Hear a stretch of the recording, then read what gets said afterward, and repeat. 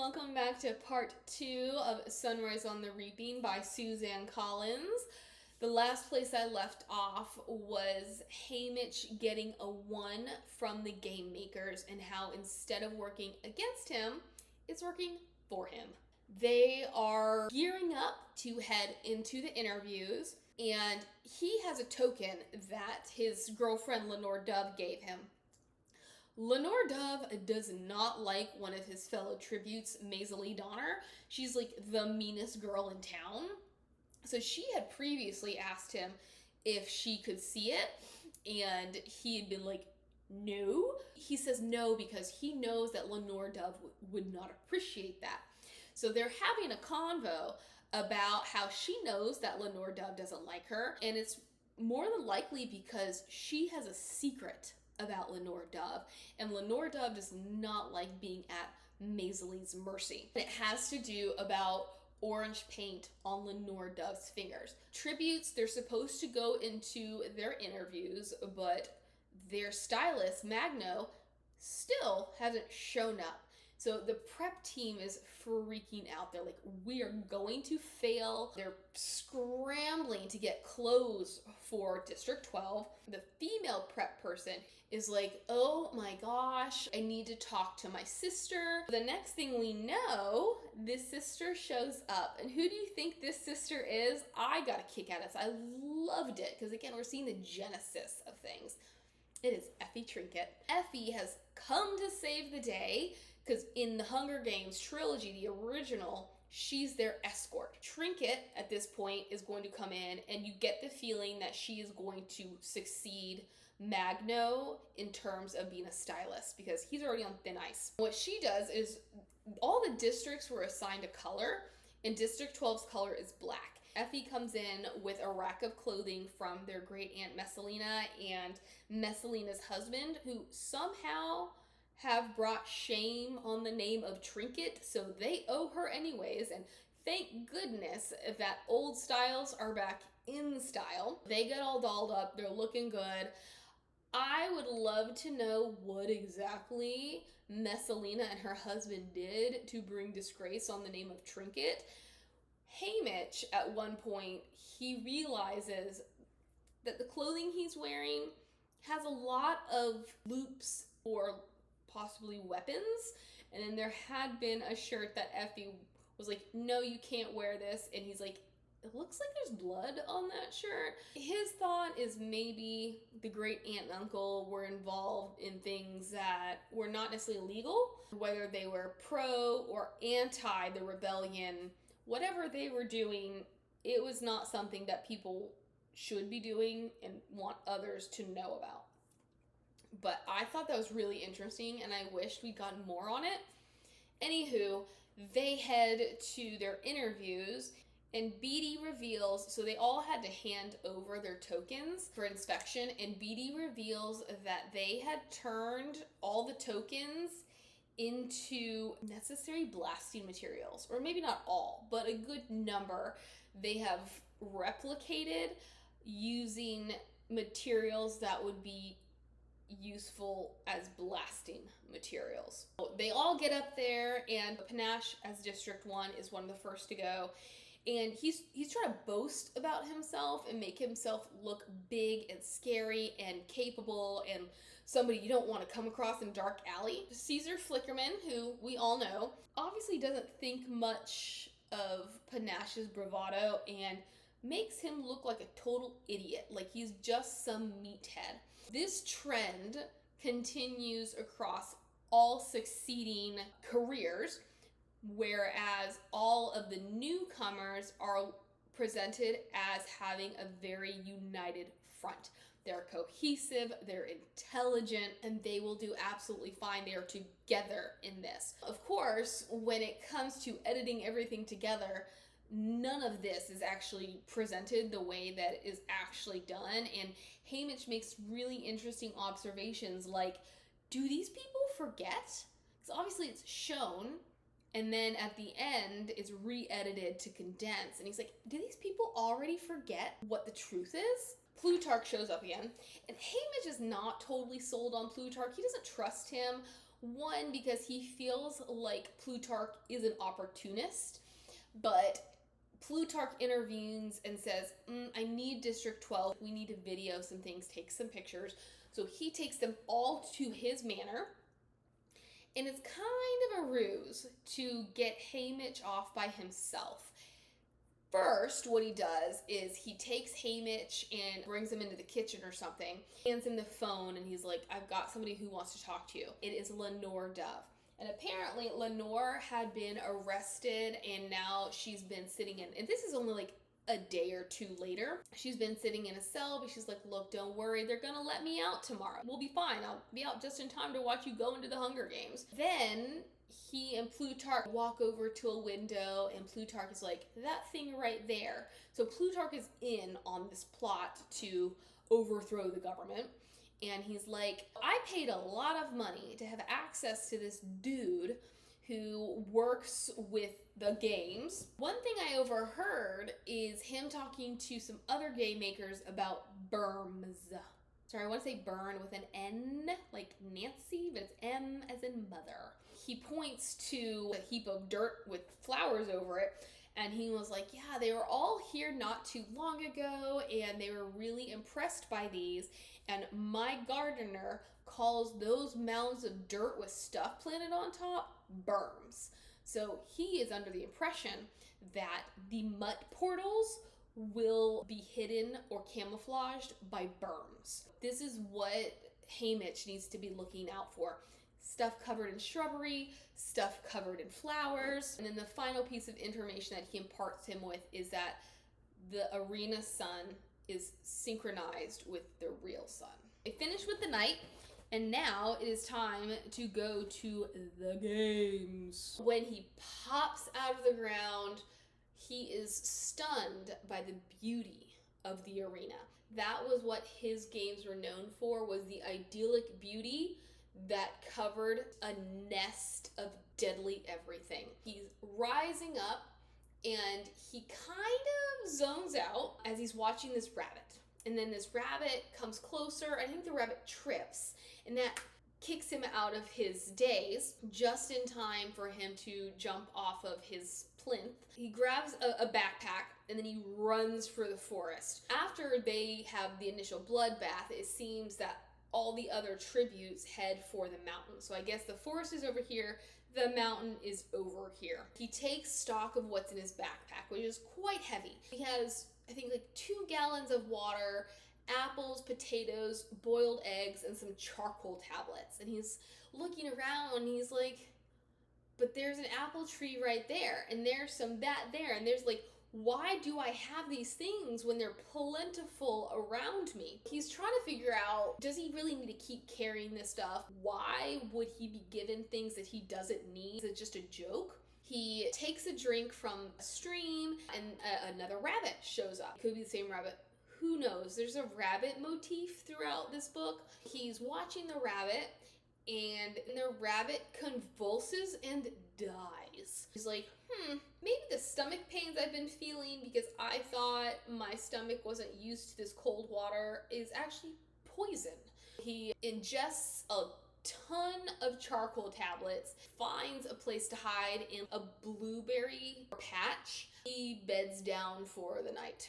He then wakes up the next day, and he's like, I don't know what to trust. He finds another rabbit, or maybe it was a squirrel. Another woodland creature comes up, and he's like, let me test my food on this animal.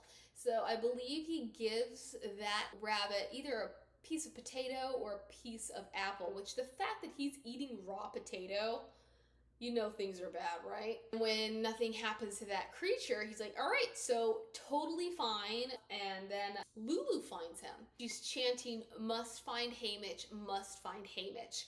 So you have the idea that somebody's in her head feeding this to her. This is day 2, but at the end of day 1, 20 tributes had died, including Wyatt.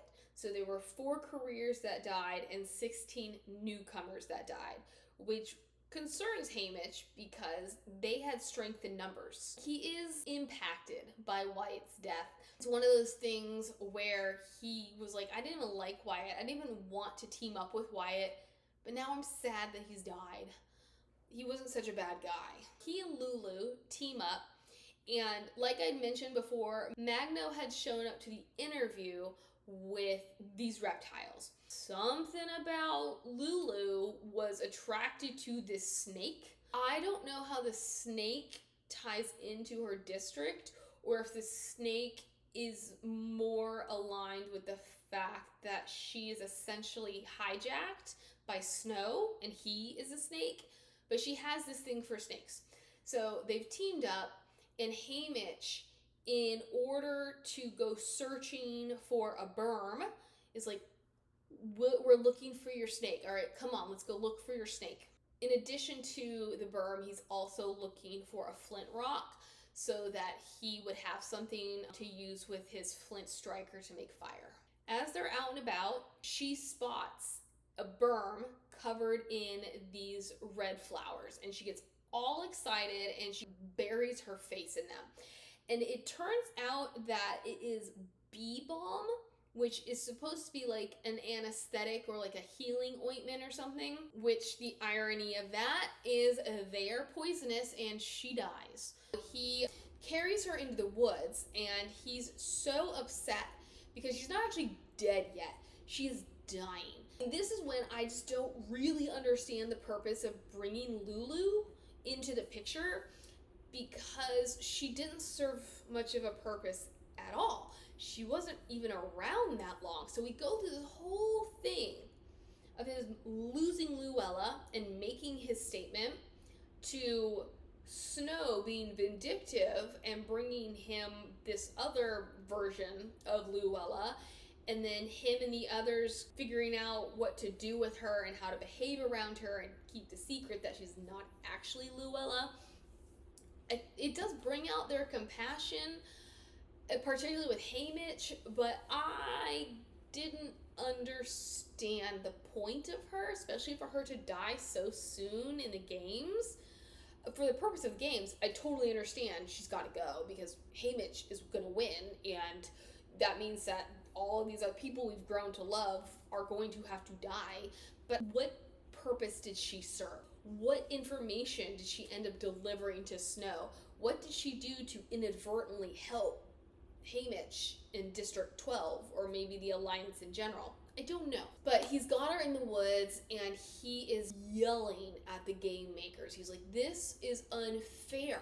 You could save her from this pain and agony. Why are you going to put her through this? That pump, whatever's in that pump, just pump it into her as she dies so she's not in agony. Well, yeah, they don't care. So what he does is he rips that pump out of her and she dies. Their placement in the woods and then his proximity to her makes it difficult for the hovercraft to come get her. He's like, pulled one over on you, you're not gonna get her, only for these bright blue butterflies to appear. And one thing that we will see is that they program these mutts for specific people. They drive him out of this copse of trees. He kills some of them. He lights them on fire. But then he realizes, let me follow the remnant to their berm, because that will be super helpful for me. That's one out of two things that I need to do. He follows them and he's able to stick a stick in there. It prevents the lid from closing entirely. And at the end of that night, there are two dead, Lulu and then a courier. Haymitch receives his first sponsor gift, which is rolls, cheese, and a bottle of grape juice. And he's like, I'm gonna give me some of that because I don't get much grape juice. He eventually encounters Ampert. This is where we learn where all the others are. Ampert says that the couriers chased them into the mountain. Wyatt had died protecting Luella, which again, why is she such a big deal? I don't know. He doesn't know where Maisie is. She got separated, but yeah, they're struggling because the couriers took all the food. So he is starving. He is just such a smart kid. I loved Ampert so much. He is giving and gleaning, and they are communicating information in a very natural way, but it's coded. So Haymitch knows exactly why Ampert is telling him things, why Ampert is doing certain things, and they look like they're aligned and that they're not really doing anything wrong. They're just catching up. They decide that they're gonna blow up the water tank that night. It breaks my heart just thinking about this. Haymitch goes down into the tunnels and he successfully blows up the tank. As he's coming back up, he's attacked by mutt bats. He's able to fend them off, but when he gets to the surface, Ampert's nowhere to be found. And he's like, this is not right. Ampert would be here. Where did Ampert go? He follows a sound into the woods. Spoiler, comes across mutt squirrels, mutt carnivorous squirrels, tearing Ampert to pieces. This is when he realizes that these mutts are only aimed at Ampert because they're not coming for him. When he's trying to help Ampert, these squirrels will jump right back into the pile. You knew it was going to happen. You knew something was on the horizon just because he doesn't win the games. I personally did not expect him to die so soon or so violently. It does make sense considering this is a punishment for Beatty. Once the squirrels are done, there's nothing left but bones. And I die a little inside every time I remember that. Because what a waste. Just what a waste. I know it's fiction, but that's why this book makes me so mad. Because Snow was so vindictive and he was so overt about it. Like, if you knew, you knew. There's very little second guessing in this novel as to what his intentions were. He is solo, but he is celebrating because he has blown up the water tank and the arena is glitching. And he's like, ha ha, take that, Capital, take that, Snow. It glitches for a little bit, like 15 minutes, and then it seems to correct itself enough to function. Now he is devastated because he went through all of that and Ampert died for nothing.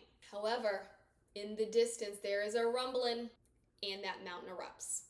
And this was something I thought was really interesting that somebody else had pointed out. The education is so lacking because it's controlled by the capital, and these people only know what the capital wants them to know.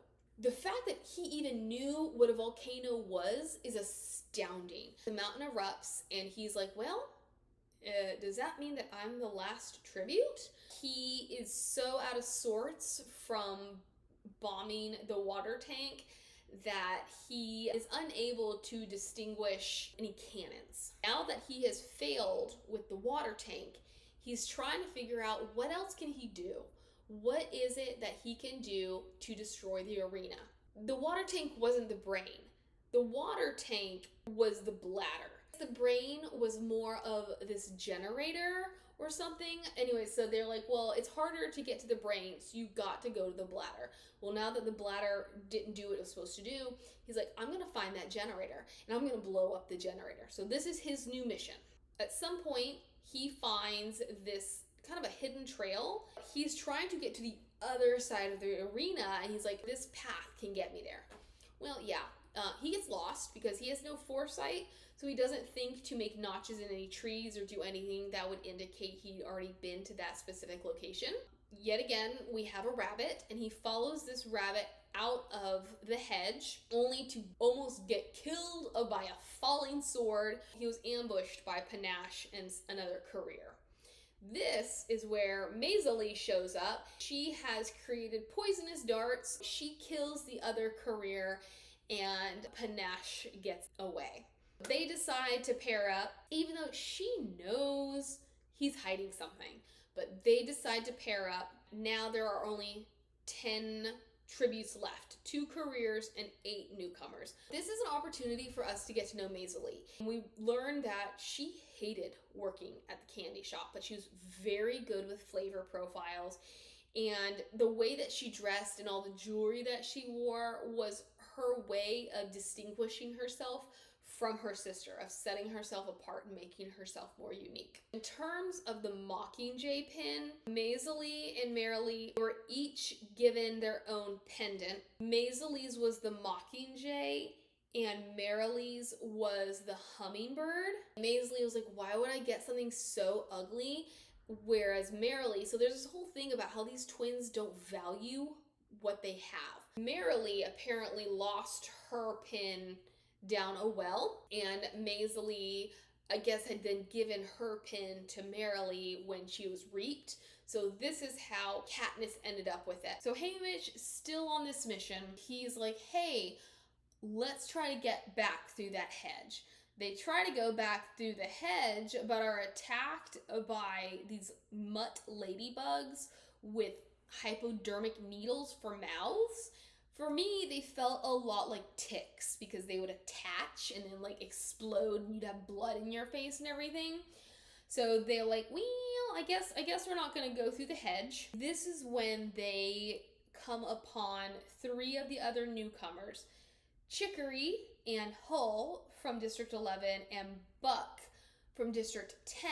They are being attacked by a mutt porcupine. So Haymitch is like, I truly believe this thing was crossbred with a bear, but this porcupine is able to shoot needles out of its back. 2 of those tributes are already dead. And the 3rd is trying to fight this porcupine, possibly to see if he could save his fellow newcomers. We don't really know why, but that is Haymitch's assumption as to why he doesn't run away. He ends up getting stuck with some more needles, and then Haymitch and Maisie are trying to come to their rescue. He throws his axe, and it does injure the porcupine, but they don't really know what kind of injury it is. But this porcupine loses its ever-loving mind. And the only reason that they happened upon this little scene is because this porcupine sounds like a baby. As this porcupine is losing its mind, they're trying to figure out, what can we do? How can we combat this? How can we mollify the situation? Maisie is like, well, maybe we need to treat it like a baby. So they had a can of olives, and they start throwing the olives into the brush. The porcupine walks off. They eventually throw the whole can there as well. And so this is how they get this porcupine away. They go to check on the other tributes, and they have passed. Haymitch is like, well, yeah, let's go do what we were gonna do. But Maisie is like, look, we need to go find Welly. Welly is the only remaining newcomer. At the end of this day, there's only 5 left in general. Silka and this other career, as well as Welly, Maisie, and Haymitch. As I said, Haymitch really wants to go back to the hedge. Maisie gives in, and they are ambushed by Silka and then Marit. They escape this ambush, but then encounter some kind of slimy stuff on the path and end up sliding down this hill. This is where they encounter 3 game makers, and they're basically junior. They are inconsequential game makers. I don't know exactly what they're doing. My first impression was, because I read something that made it sound like the game makers were teaming up with the careers in order to take Haymitch out. And that's not the case. It seems like they are cleaning and or maintaining something in the arena, but they shock the game makers as much as the game makers shock them. And the game maker's like, oh, you're in violation, like talking to all 4 of them. You're in violation of the rules. You are immediately disqualified. And I was like, violation of what rules? At this point, I'm just thinking this game maker made it up just to have a little bit of bravado. Maisie takes one game maker down with her blowgun. Haymitch is stupefied. He can't function. So then Marit, she has a trident. She throws this trident and kills a second game maker. The third one is like, I'm getting out of here, and jumps into the berm. And so a berm, it's kind of like a manhole cover. You go down a ladder and you have the bottom with this hallway, which is just concrete. In their haste, they just jump into the berm, and you can hear them cracking their head open and dying. As they're all stunned, the two groups go their separate ways. Haymitch convinces Maisie to get through the hedge because he's had a brain wave that they can use their torch blowers to blow their way, to burn their way through the hedge, and they can burn the ladybugs with it. They make their way through the hedge to the other side of the arena, and he's extremely disappointed by what he finds, because what he finds, he does find the generator, but it is like 100 feet down in the midst of a cushion of rocks, and he's like, there's no way I can get down there. He accidentally kicks a stone over the edge, and then the stone pops right back up. He and Maisie have also had another argument. So she has gone one way, and he is down at the edge checking out the generator.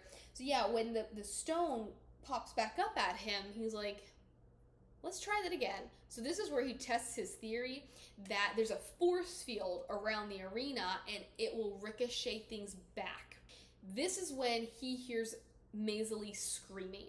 And again, holy cow, could Snow have been more evil? They'd already heard one cannon. That means one of the careers just died.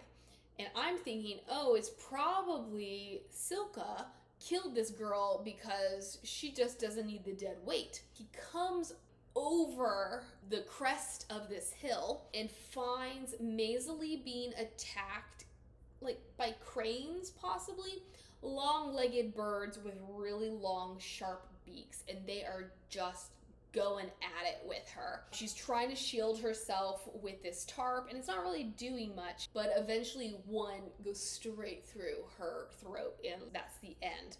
This is again where he realized these birds were meant for her. They had no desire to interact with him at all. And so this is again when he's thinking, I bet this was Snow. This was the game makers targeting the two people who killed the game makers. So they were coming after the people who came after them. He sits with her as she dies and essentially gives her what she wanted. Those questions of what you want. Wyatt went fast. Maisie is going with her dignity. She did not go without a fight, and she's not letting anybody win as she dies. He is able to grab her dart gun and one of her tokens. So she has all these necklaces, and he grabs the one that means the most to her. Not thinking he probably should have also grabbed the necklace that had the poison inside of it, as well as the little pack that contained the rest of her darts for her blowgun. So one of the other districts had a sunflower token.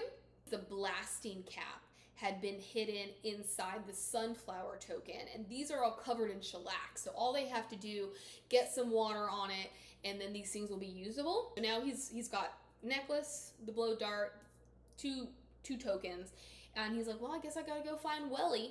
He's able to locate her in a tree, and she is almost starved to death. She is on the edge.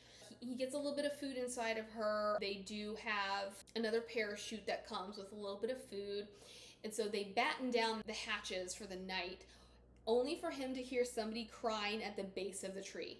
The only other person left is Silka. So they have this moment of unification, because he takes some of these chocolates and he drops them down so she can have them. And, he's realizing that she's kind of just as scared and alone as everybody else. But when they wake up in the morning, she's gone, and he's like, well, I guess that was all we were going to get for that. He's telling Welly, hey, I got to go find something. He's going to go to the cornucopia to blow up the cornucopia. She's like, please don't leave me. Do not leave me. He brings her with him. And he's like, I'm going to go get firewood because, lips are turning blue. Girl's not in a good state. So he's like, well, I'm going to go gather some firewood. And it's really more of a guise to go down to the cornucopia. He leaves her with the dart gun. And he's like, look, Silka is around. This is how you use this thing. This is what you will do to protect yourself. girl probably only has one good breath in her, but he hides her and he goes, and this is when he hears her scream. Yeah, these deaths were so violent. He comes back up and he sees Silka holding her decapitated head. And I'm just like, this kid was like maybe 60 pounds soaking wet. She didn't deserve that. Silka tries to say that she was attacked first, which is when Haymitch sees the dart hanging from Silka's sleeve. So I was like, how did Silka find this girl? If he hid her, how did she find her? Process of elimination. Welly got scared, tried to incapacitate Silka, and then missed, and Silka lasered in on where this dart came from and chopped off her head. Yeah, total overkill, but you know, Silka's District 1, that's what they're trained for. These two start getting at it.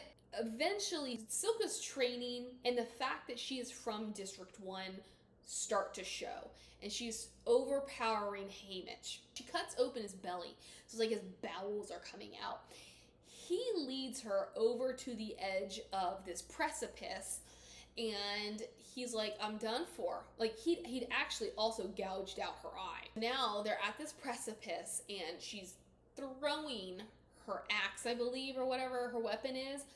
And, I mean, he was going to go down anyways. He was like, my knees were not going to hold me up any longer. He ends up ducking, and that's when he remembers the force field. So he's like, you know, in just a matter of time, this axe is going to come back, and it's going to kill her, which it does. I think it embeds itself in her head. Of course, she's not giving up. She will not go gently into that quiet night. She's on the ground and she's moaning. He's basically dying just a few feet away from her. Eventually, she gives up the ghost. The hovercraft is coming to get her, but he says, I'm not done. I have not finished with this arena. What he had realized the night before in the tree is that the necklace part of Maiseli's necklace was a fuse. So he gets the fuse, he gets the blasting cap from the sunflower, and then somewhere along the way he's got some quartz. So he's building the bomb, and the game maker's like, Haymitch, stop, Haymitch, don't do that, blah, blah, blah. He's like, I really don't care. So he takes it, he lights the fuse, and he tosses it over the edge, blows up the generator, and that's the last she wrote. He wakes up sometime later in the hospital. Apparently he'd been dying from sepsis and some other things that he kind of overhears. Goes back under, reawakens inside the apartment that he'd shared with the other District 12 tributes.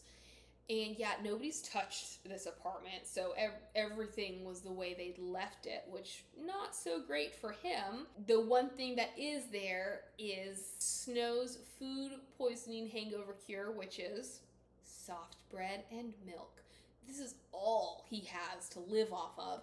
I don't know how long he's quarantined for, but he's like, they're just gonna leave me here to die. Except that Snow is just a really terrible person. I don't know why they made him wait so long, why there was nobody there with him, but he, at some point, loses it. He's like, I'm done. And so he starts bashing things to pieces.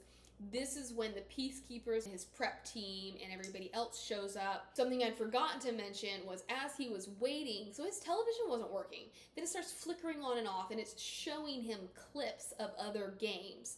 And he sees Lucy Gray. He still doesn't know who she is, but because of her apparel, he's like, I think she's our District 12 champ. She looks like a Covey. She's singing this song, and then at the end she reaches for a young man in the shadows. Who could she have been reaching for? Puzzle pieces fall into place. All those things that Snow had said at Plutarch's mansion describing Lenore Dove, it was really just more of a generalization of Covey women. And all these things that he knew about District 12, Haymitch was like, I don't know how he knows so much. And then he puts it together, and he said, Snow must have been at District 12. He was in a relationship with Lucy Gray. So when he was talking to me about Lenore Dove, he was actually talking about Lucy Gray. He has learned that Mags and Wire I keep wanting to say wireless. Mags and Wireless were tortured for their part or possible part in taking down the arena. He doesn't know what happened to Beatty. I think he asks about Beatty, and they're like, Beatty's too valuable to kill.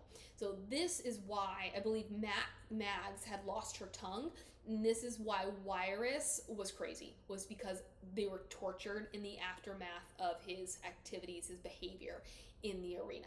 He's put back together, and they take him to his victor's ceremony, which is where he sees that heavily edited and redacted recap from him being raped to his behavior at the parade to the interviews to everything that he'd done in the arena. Things were placed in incorrect order. All of his subversive behavior was glossed over or left out entirely or just edited to look like something different.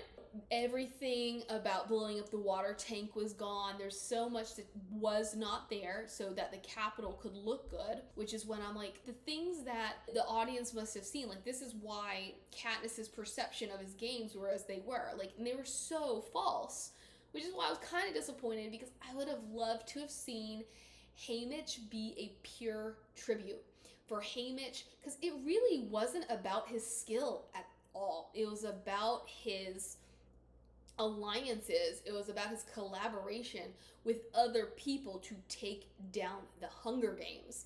So I would have liked to have seen Haymitch in true form to see what his capability and competencies really were. From there, he is taken to the train station, and he waits, and he waits, and he waits. For hours and hours, he waits. They have since taken his pump, so now he's also feeling the pain. Turns out that what he was waiting for were the coffins containing the bodies of his fellow tributes.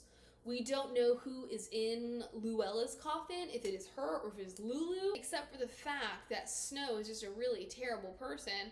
Why are they making him wait? It goes back to show you the difference between what Katniss experienced and what he experienced, because even though she essentially does the same thing, her treatment, it's not so openly hostile. When they show up at District 12, there's nobody there to meet him. And he's just standing on the platform, the train leaves, and he's like, well, okay, I guess I'm gonna go find people. And that is when he sees the fire. And he instinctively knows it's his house. That's his family in this fire. And he gets there and he is told that things were hindered because the cistern was dry. So not only has he lost his mother and his brother, but he considers it to be his fault because he chose Lucy Gray over refilling that cistern. The next day are all of the funerals, and there's also an additional casket because Wyatt's father had also killed himself. And there was this whole thing about, well, Wyatt, how would your dad feel about this? How would your dad feel about that? And we get the impression that he felt immense guilt over the fact that he was betting on his son, that his livelihood was part of his son's demise, and kind of how heinous that behavior was in the end. Now, Haymitch has also learned that Lenore Dove was never let out of jail. I don't know if it was her trying to make him feel better, or if it was they lied to her, but she has not yet been let out, but she is supposed to be let out the next day. He heads to the meadow in order to meet up with her because he knows the worst thing that could happen to her is for her to be cooped up. And she's been cooped up for days now. So the first place she's gonna go is the meadow. She shows up. They're super happy to see each other. He hears her find this bag of gumballs. He's like, oh, well, I guess Sid never gave them to her, so sweet, awesome. Now she also has her gumballs. They're celebrating, they're having all this fun. He's like, here's a gumball. They're talking through things, and she says, now I have more gumballs to add to the original ones. And he's like, what do you mean? She's like, yeah, the ones that Sid gave me. And he's like, wait a second. and he looks at the gumballs, which are in the correct packaging for the sweet shop. But when he looks in the bag, he realizes that none of these gumballs are the colors of the rainbow like they should be. They're the color of blood. And he's like, this is something from Snow, which when Welly had died, he had received another parachute, and it contained a pitcher of milk. And he was like, I know this pitcher. I've seen this pitcher at Plutarch's manor. And the thing was, Plutarch had to go off to get milk because in a bout of vindictiveness, Haymitch had drank the milk that Plutarch pointed him to, and that milk was in this container. It was a very distinctive container. So in the games, he's like, what does this mean? Is this milk poisoned? Is this from Snow? Because Snow has been taking out people one by one to serve his own purposes. Or is this something that I should share with Welly? But because he's now thinking about the viewers. How can I save her life without it looking like I'm too greedy to share this milk with her? So he's going through all of this when Welly starts screaming, and he just drops it. It doesn't even matter. But yeah, he's I know how Snow works. This was from Snow. So he's like, we got it. So he'd given her 2 gumballs. And he's like, we got to get them out. So he gets the second one out, which I thought a gumball was supposed to be gum. I guess gumball can represent another kind of hard candy, kind of like, an atomic fireball maybe? Because she certainly wasn't blowing bubbles with this gumball because she'd already digested it. He knows they're done for. There's nothing he can do to save Lenore Dove. This is also when he remembers Snow's last words to him, because Snow's catchphrase, his family motto is, Snow always lands on top. He had shared this with Haymitch at some point, and then after the victor ceremony, he says something to Snow like, Snow always lands on top, huh? And Snow says to him, enjoy your homecoming. First, his mother and brother are killed. Second, Lenore Dove dies. So he is in a state, and he realizes he can't have loved ones. If this is what the capital is going to do, he has to save those he loves. So he ostracizes himself from everybody. He pushes everybody away. He intentionally, unintentionally harms Astrid, who is Burdick's girlfriend, who will become Katniss's mother. This is the final straw for Burdick. We all knew Haymitch was a drunk. From the get-go, he has been the town drunk. But at the beginning of this novel, he's like, I don't touch this stuff. I know it's ironic that I work for somebody who makes liquor, but I don't touch the stuff. Now he's touching the stuff. He's like, this is the only way that I can get through the day. He's haunted by Lenore's ghost in certain respects, and her name, so the thing about the covey is there's always a color, a plant, a bird association. I forgot why I went on that tangent, doesn't matter.